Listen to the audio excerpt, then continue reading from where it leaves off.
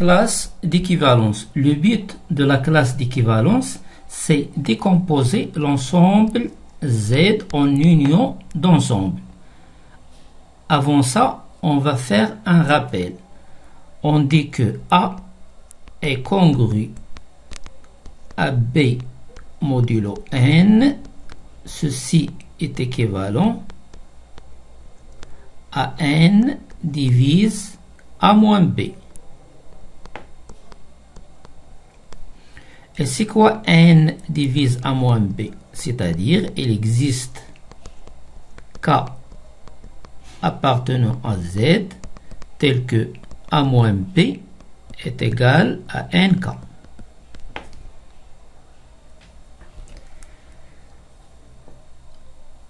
On va faire la division de A par N. A, on la divise par N. Il nous donne C et le reste, c'est R. R, elle est compris entre 0 strictement et N. Alors, A est égal à Cn plus R. Donc, A moins R est égal à Cn.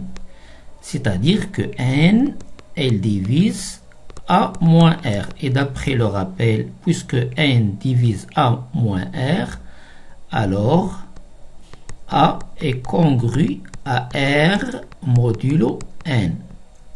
Alors, si A est égal à Cn plus R, ceci implique que A est congru à R modulo N. Le deuxième rappel, A est congru à B modulo N. Et puisqu'on a A est congru à R, alors B est congru à R. Alors on a A congru à B modulo N. Et A, elle est congrue à R modulo N. Et on sait que la congruence est transitive. Alors, B, elle est congrue à R modulo N. Et puisque B congrue à R modulo N, alors N divise B moins R. Et puisque N divise B moins R, alors il existe K appartient à Z tel que B moins R est égal à NK. C'est-à-dire que B est égal à NK plus R. Ce qu'on doit retenir, c'est que puisque A est congru à B modulo N, alors A et B, ils ont le même reste dans la division euclidienne par N. Ils ont le même reste. Exemple, on a dit que le but de la classe d'équivalence, c'est décomposer Z en sous-ensemble. Alors, on a Z et on prend N égale 2.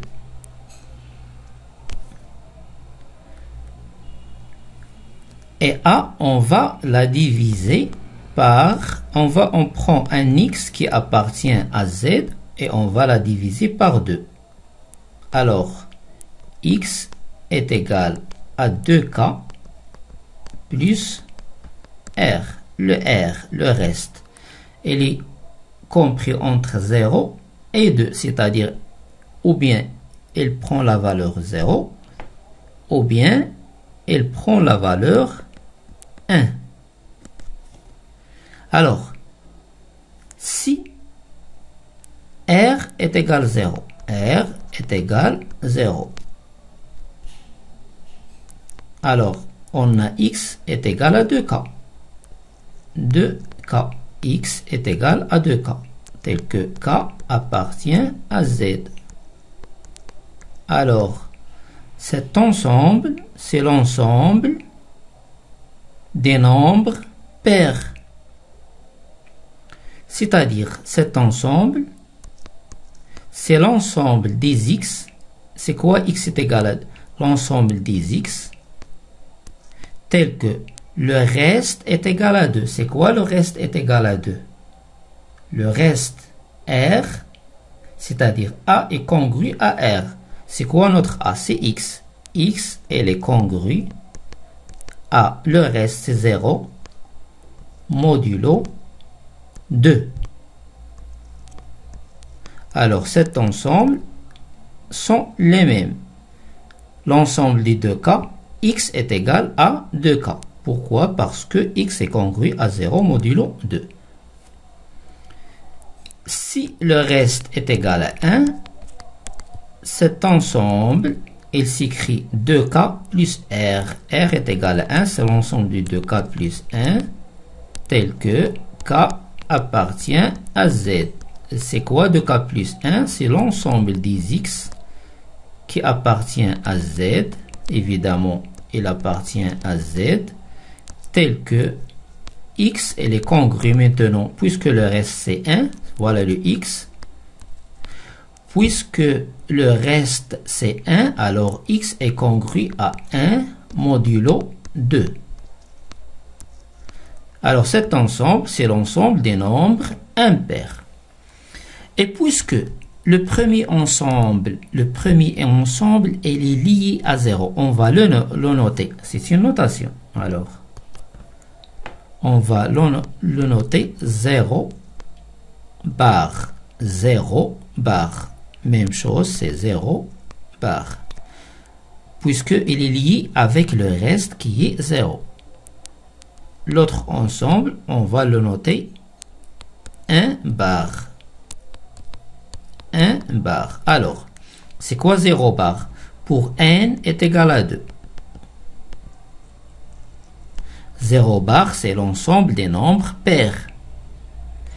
Et 1 bar, c'est l'ensemble des nombres impairs. Et c'est quoi Z? Dans notre cas, Z est égal à 0 bar. L'ensemble des nombres impairs, union, 1 bar. 1 bar, c'est un sous-ensemble de Z. L'ensemble des nombres impairs. Ainsi, en utilisant le 2, on a décomposé Z en deux sous-ensembles. Et ces deux sous-ensembles, on va les grouper dans un autre ensemble. On note 0 bar, puis 1 bar. On va le noter Z sur, c'est une notation, Z sur 2Z, donc égal à 0 bar, c'est-à-dire l'ensemble des nombres qui ont le reste est égal à 0. Même chose ici, le reste c'est 1. 0 bar s'appelle la classe d'équivalence de 0. 1 bar s'appelle la classe d'équivalence de 1. Autre exemple, on prend n est égal à 3. Alors, x, chaque x qui appartient à z s'écrit se forme 3k plus r. Alors, r, les valeurs qui peut prendre, ou bien c'est 0, ou bien c'est 1, ou bien c'est 2. Parce que r, il est compris entre 0 et 3. Et il ne prend pas la valeur 3. Alors, combien de classes on aura? On aura 3 classes. La classe 0, c'est-à-dire le reste est égal à 0. La classe 1, le reste est égal à 1. Et la classe 2, le reste est égal à 2. La classe 0 est égale à l'ensemble des 2 cas, des 3 cas, puisque le reste, c'est 0. Tel que K appartient à Z. Ou bien, on l'écrit, l'ensemble des X appartient à Z, tel que, puisque le reste, toujours on a X, elle est congrue à R. X, elle est congrue AR. C'est quoi R ici? C'est 0. Même chose ici, c'est 3K plus 1. Tel que K appartient à Z, c'est l'ensemble des X appartiennent à Z, tel que X est congru à 1 maintenant, modulo 3. Modulo 3. Alors, même chose pour 2. C'est l'ensemble des X appartiennent à Z, tel que X est congru à 2, puisque le reste, c'est 3. Le reste, c'est 2. Alors, on a obtenu 3 sous-ensembles. La classe 0, la classe d'équivalence 1 et la classe d'équivalence 2. Z est égal à 0 bar union 1 bar union 2 bar. Et on obtient un autre ensemble qui se compose des classes d'équivalence Z sur 3Z. Alors Z sur 3Z, il contient 3 sous-ensembles ou 3 éléments. C'est la classe 0, la classe 1 et la classe 2. Alors, il faut faire attention. Le 0, la classe 0 dont Z pour n est égal à 3, elle est différente de la classe 0 pour n est égal à 2. Pour n, la classe 0, elle contient les deux cas. Par contre, la classe 0 dont pour n est égal à 3, contient les trois cas. Alors, le 0, la classe 0 pour Z sur 2Z est différent de la classe 0 pour Z sur 3Z. Même chose pour les autres classes. Alors, il faut faire attention. Alors, en général, qu'est-ce qu'on a? A où X est égal à NK plus R. R, elle est compris entre 0 et N. Alors, combien de restes on a? On a N restes. R, les valeurs qu'il va prendre, c'est 0 jusqu'à N moins 1. Combien de restes? On a N restes. De 0 à N moins 1, on a N reste. De 1 à N moins 1, c'est N moins 1 plus le 0 ici, c'est N. Alors, on a N reste. Donc, combien de classes d'équivalence? N classes d'équivalence. N classes d'équivalence. Alors, la classe 0, c'est-à-dire le reste, est égal à 0. C'est l'ensemble des NK. L'ensemble des NK. Au lieu de 2, on a N. NK. Tel que K appartient à Z. C'est-à-dire l'ensemble des X appartient à Z. Tel que X est congru. X est congru à R. On a toujours X congru à R. Et c'est quoi R? C'est 0. À 0 modulo N. Alors, même chose pour toutes les classes jusqu'à N-1. C'est l'ensemble des NK plus le reste. C'est quoi le reste ici? Le reste, c'est N-1.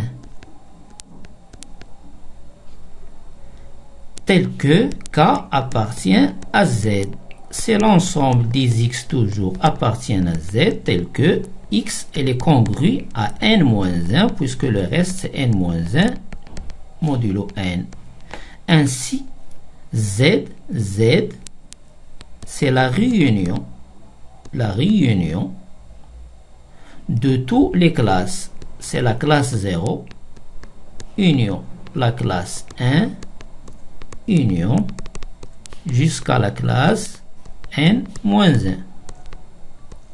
Et on obtient l'ensemble Z sur NZ qui est égal à toutes les classes de 0, 1 jusqu'à n-1.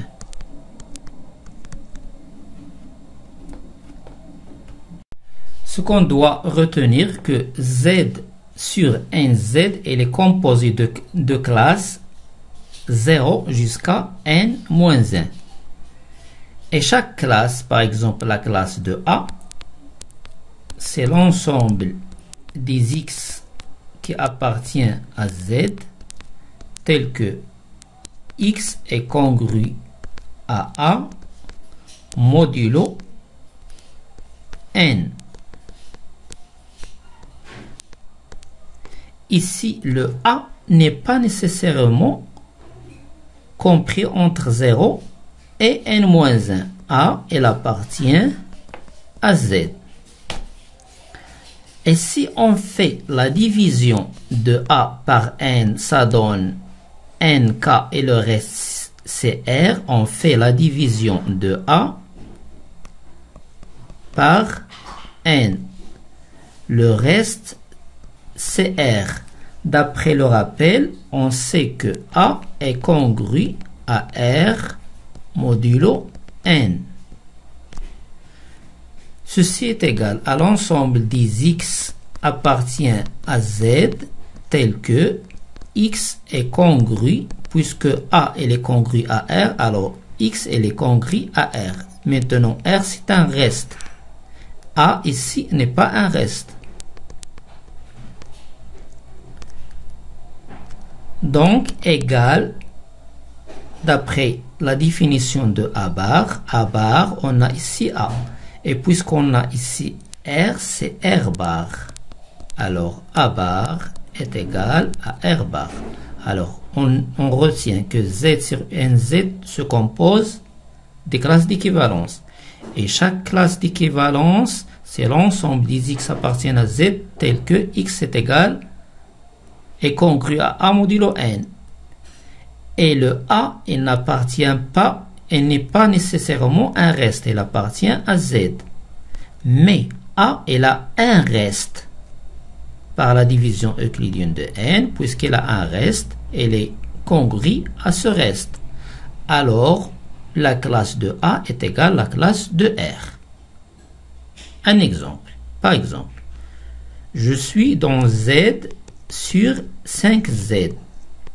Alors, elle contient les éléments de 0 jusqu'à 4 par. Et je veux la classe de, par exemple, de 11. C'est quoi la classe de 11? La classe de 11, c'est l'ensemble des X appartient à Z, tel que X est congru à 11, modulo ici 5. Or, 11 divisé par 5, le reste c'est 1. Donc 11, elle est congrue à 1 modulo 5. Ainsi, c'est l'ensemble des X appartient à Z, tel que puisque X est congru à 11 est congru à 1, alors X est congru à 1. Donc, c'est la classe de 1. Donc, la classe de 11, c'est la classe de 1. C'est quoi le 1? C'est le reste de la division euclidienne par 5. Par exemple, on veut 28. C'est quoi la classe de 28? Alors, on va chercher la division par 5 de 28. C'est le reste, c'est 3. Donc, ce qui nous intéresse, c'est 3. Donc, la classe de 28 est égale à la classe de 3. Par exemple, la classe de 33. La classe de 33, le reste par la division euclidienne par 5, le reste c'est 3. C'est 3. Donc la classe de 33, c'est égal à la classe de 28, égale à la classe de 3. Définition, soit A appartient à Z, la classe de A, c'est l'ensemble des X appartiennent à Z tel que X est congru à A modulo N. Il s'appelle la classe d'équivalence de A par rapport à la relation de la congruence modulo N dans Z. On la lit la classe de A tout court. Maintenant, si R est le reste de la division euclidienne de A par N, alors la classe de A égale la classe de R. Et Z est égal à la réunion des classes de 0 à N moins 1. Et Z sur NZ, c'est l'ensemble des classes d'équivalence. Z sur NZ est égal à la classe de 0, la classe de 1 jusqu'à la classe N moins 1. Exemple, Z sur 3Z est égal à 0, la classe de 0, 1 et 2. On va passer à la somme dans Z sur NZ, soit A bar et B bar qui appartient à Z sur NZ. Alors A bar. Les X qui appartiennent à A bar, on va les appeler XA. Et les X qui appartiennent à B bar, on va les appeler XB. Alors, A bar plus B bar, c'est XA plus XB. XA, elle appartient à A. Et puisqu'elle appartient à A, alors la classe de XA, alors XA est congru à A modulo N.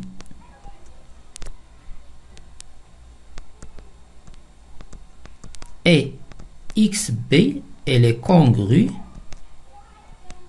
à B modulo N, puisqu'elle appartient à B. Alors, c'est l'ensemble des XA plus XB. Tel que. Alors, on sait que la congruence est compatible avec la somme. Alors, XA plus XB. XA plus XB est congru à A plus B modulo N.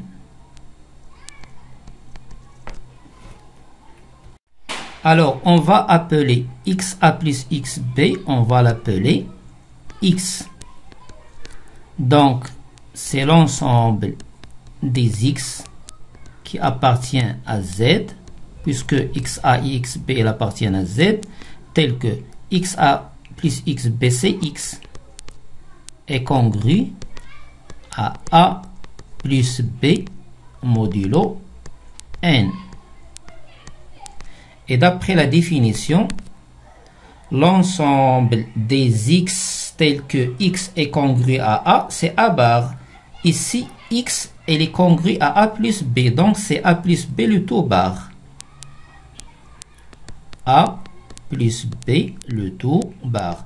Alors, qu'est-ce qu'on a montré? On a montré que A bar plus B bar égale à A plus B le tout bar.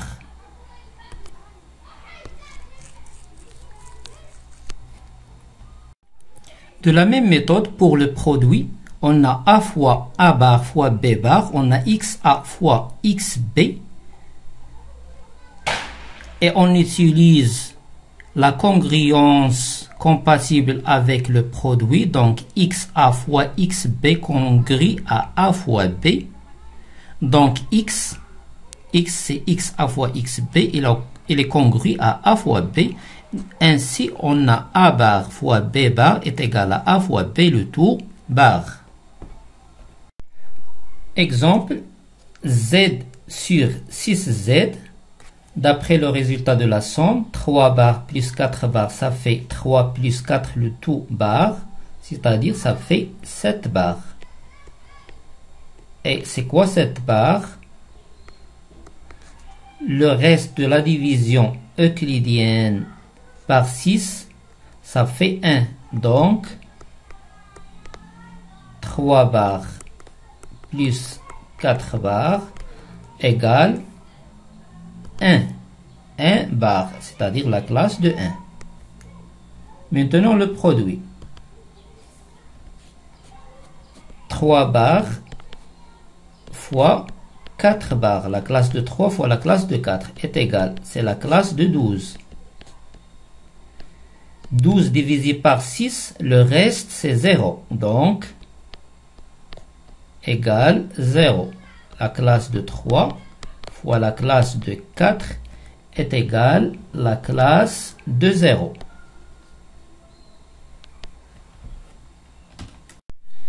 Z sur 6Z égale, c'est la classe de 0 jusqu'à la classe de 5. On va remplir le tableau de la somme et du produit. Alors, pour la somme, 0 plus 0, ça fait 0. Plus 1, ça fait 1. Même chose, 2, 3, 4, 5. 1 plus 0, ça fait 1. Alors, c'est 2, puis 3, 4, 5. 1 plus 5, ça fait 6. Le reste, c'est 0, donc c'est 0. Pour 2, alors 2. 2 plus 1, ça fait 3. Plus 2, ça fait 4. Plus 3, ça fait 5. Plus 4, ça fait 6. 6, le reste, c'est 0. Donc, c'est 0. 2 plus 5, ça fait 7. Le reste, c'est 1. C'est 1.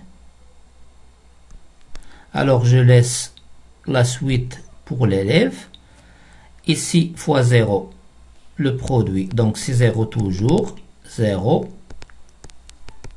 0, 0 et 0. Alors 1 fois 0, ça fait 0, 1 fois 1, même chose, 1, ça fait 2, et 3, et 4, et 5. Alors pour 2, 0, 2 fois 1, ça fait 2, 2 fois 2, ça fait 4, 2 fois 3, ça fait 6, 6 le reste, c'est 0, donc c'est 0. 2 fois 4, ça fait 8. Le reste, c'est 2. Donc 2. 2 fois 5, ça fait 10. Le reste, c'est 4. C'est la classe de 4. Alors, je laisse le reste pour l'élève.